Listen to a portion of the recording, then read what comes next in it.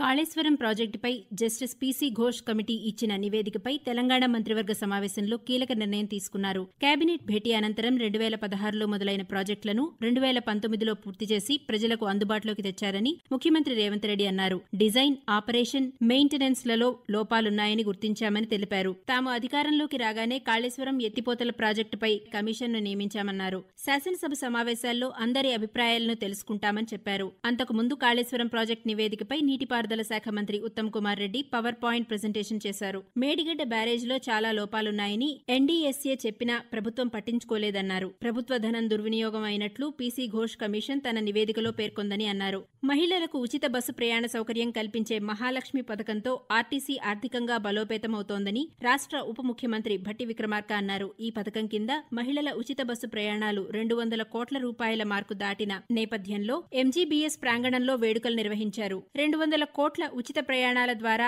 మహిళలు ఆదా చేసుకున్న 6,680 కోట్ల రూపాయల చెక్కును ప్రభుత్వం తరపున ఆర్టీసీ ఉన్నతాధికారులకు అందజేశారు. ఈ పథకానికి సంబంధించి జీరో టికెట్ల రీయింబర్స్మెంట్ డబ్బును రాష్ట్ర ప్రభుత్వం ఎప్పటికప్పుడు ఆర్టీసీకి అందజేస్తోందని ఉప ముఖ్యమంత్రి తెలిపారు.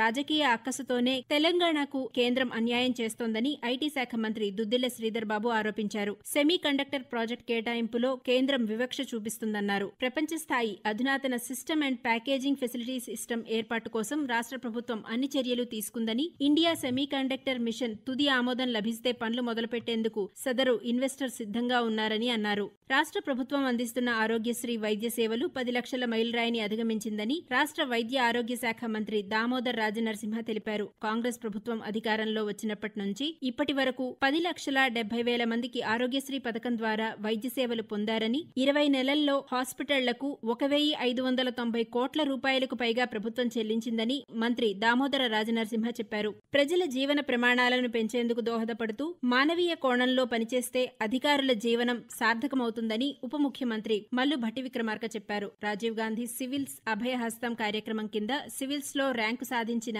178 మందికి ఉప ముఖ్యమంత్రి ₹1,00,000 చొప్పున చెక్కులను ప్రదానం చేశారు. భారత్ ఆర్థిక ప్రగతిలో దూసుకెళ్తుందని కేంద్ర రైల్వే శాఖ మంత్రి అశ్విని వైష్ణవ్ అన్నారు. ప్రధానమంత్రి నరేంద్ర మోదీ నేతృత్వంలో ప్రపంచ జీడీపీ ర్యాంకింగ్ లో ఇండియా 4వ స్థానంలో నిలిచిందని తెలిపారు. నారాయణగూడలోని కేశవ్ మెమోరియల్ కాలేజీలో ఎడ్యుకేషన్ సొసైటీ 85వ ఫౌండేషన్ డే కార్యక్రమంలో కేంద్ర మంత్రి కిషన్ రెడ్డితో కలిసి ఆయన పాల్గొన్నారు. కేశవ్ మెమోరియల్ ఎడ్యుకేషనల్ సొసైటీ స్వాతంత్ర్యం కంటే ముందు ఏర్పడిందని, స్వాతంత్ర్యోద్యమంతోనూ ప్రత్యేక అనుబంధం ఉందని పేర్కొన్నారు. హైదరాబాద్ లోని ఇందిరా పార్క్ వద్ద బీజేపీ ఓబీసీ మోర్చా ఆధ్వర్యంలో నిర్వహించిన మహాధర్నాలో కేంద్ర మంత్రి కిషన్ రెడ్డి పాల్గొన్నారు. ఈ సందర్భంగా ఆయన మాట్లాడుతూ రాష్ట్ర ప్రభుత్వం నిర్వహించిన కులగణన సర్వే సమగ్రమైనదే కాదని ఆరోపించారు. తెలంగాణ రాష్ట్ర హైకోర్టు ప్రధాన న్యాయమూర్తిగా జస్టిస్ అపరేష్ కుమార్ సింగ్ ప్రమాణ స్వీకారం చేశారు. హైదరాబాద్ రాజ్భవన్ లో జరిగిన ప్రత్యేక కార్యక్రమంలో రాష్ట్ర గవర్నర్ జిష్ణుదేవ్ వర్మ ప్రధాన న్యాయమూర్తితో ప్రమాణం చేయించారు. కాగా జస్టిస్ ఏకే సింగ్ అంతకు ముందు త్రిపుర హైకోర్టు ప్రధాన న్యాయమూర్తిగా వ్యవహరించారు. ప్రజాస్వామ్యబద్ధంగా వ్యవహరించకుండా మానవ హక్కులను ఉల్లంఘిస్తే కఠిన చర్యలు తీసుకుంటామని జాతీయ మానవ హక్కుల కమిషన్ చైర్మన్ జస్టిస్ రామసుబ్రమణియన్ అన్నారు. తెలంగాణలో పార్టీ మారిన ఎమ్మెల్యేల అనర్హత వేటు పిటిషన్లపై సుప్రీంకోర్టు తీర్పు వెలువరించింది. తీర్పు వచ్చిన 3 నెలల్లో స్పీకర్ నిర్ణయం తీసుకోవాలని ఆదేశించింది. సికింద్రాబాద్ సృష్టి ఫెర్టిలిటీ సెంటర్ కేసును స్పెషల్ ఇన్వెస్టిగేషన్ టీమ్ కి బదిలీ చేసినట్లు north zone DCP Rashmi Perumal తెలిపారు. సరోగసీ పేరుతో పిల్లల విక్రయాలకు పాల్పడుతున్నారనే ఆరోపణలపై సృష్టి ఫెర్టిలిటీ సెంటర్ నిర్వాహకులు డాక్టర్ నమ్రత సహా 8 మందిని అరెస్టు చేసినట్లు Hyderabad north zone DCP S Rashmi Perumal ప్రకటించారు. ఈ కేసులో మొదట 8 మందిని, తర్వాత 16 మందిని అరెస్టు చేశామని, అరెస్టైన వారిలో వైద్యులు, ఏజెంట్లు ఉన్నారని అన్నారు.